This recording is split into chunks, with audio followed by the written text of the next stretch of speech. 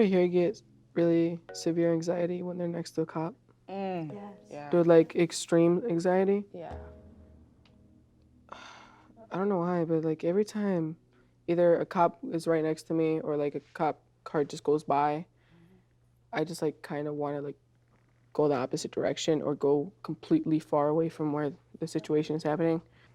I don't know. I just feel super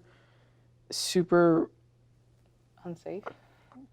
not unsafe. It's just like a very weird sensation of just them being there with a gun right next to their side that they could easily just pull out and shoot someone. Yeah. I think for me, I understand. I think I can relate to like that feeling that you have, and for me, it is more of an unsafe feeling. And how I connect that at least is exactly what you said. Is the unsafe feeling comes from that idea of that they have something that they can kill me with, but that's not the unsafe part. That's not what makes me feel unsafe. It's the fact that they can do that, and the systems that are set up in place allow them to do that. I don't feel safe around cops, even though they're there to protect me. For SROs, I don't think I could go to a school with someone with a gun.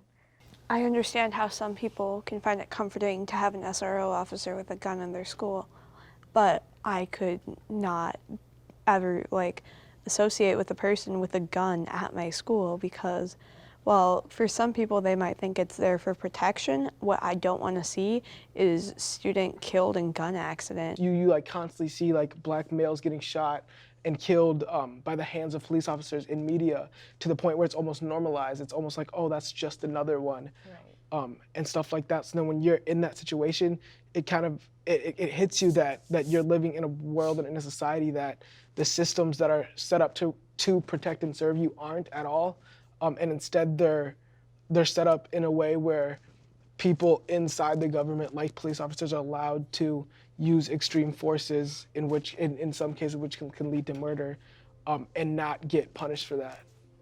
I think police are also scared of black youth because of how we're portrayed in media, as like these violent, dangerous, like big creatures, and like animals, like not even humans. Like you go back to like Jim Crow laws and like being like 3/5 of a human. The first time I really felt ashamed of being white was when I heard a lot about the police brutality incidents that were happening around the US, especially about the ones that happen in Minnesota. Because I live here, it is scary to hear about it happening in Minnesota because I have friends who are African American and Latino, and I don't want anything to happen to them. When I heard about Philando Castile being shot, I saw the Facebook video that his girlfriend posted, and it was so scary. Like I don't even, like that was terrifying. My dad and I actually take that same route, and it's like 10 minutes away from my house. And so when hearing it, I was like really shocked, and then especially watching the footage just really like, it was really hard for me because it's like, he went from showing him his ID to shooting him over 8 times with his like daughter in the back seat and killing him. And like his dying words were, I wasn't reaching for the gun that he had in the car, which he had Second Amendment right. I mean, most of these people believe in that, but then they feel some type of way when they see people of color carrying. Everyone should be able to carry a gun, right? Until it's a person of color carrying the gun. Like, oh my God, it's such a problem now because they're carrying it it's, I don't know, there's some kind of like feeling of danger with people of color. Like we're some type of a danger to society. I have to view myself as armed and dangerous, and I feel like that's something that I've had to learn how to do because like that's how society is gonna view me. It's scary because it shows just how much racism affects our lives and how large it is. That's like, even when you have a 2-hour-long discussion about it in class with other students, with youth, with adults, you can talk about it for a long time.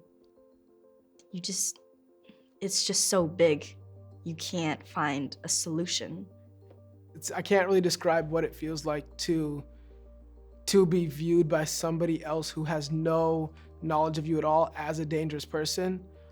It's just something that like you learn to live with, I would say, and like you have to live with whether you learn how to do it or not, just because that's the way that the world is right now. From the way I talk to people, so that they don't perceive me as I'm being angry, to the way I go in stores without bags because they're gonna think I'm gonna steal, or the way I feel like I have to be extra nice, especially when I'm near white people, otherwise they're gonna think I'm like, I don't know, being extra rude to them, or the way I feel scared when police officers are near me. So it's really just something you have to learn how to cope with and how to address, in the sense of, I'm not gonna focus on the fact that someone may view me as dangerous, but rather, how can I get them to not view me as dangerous as quickly as possible?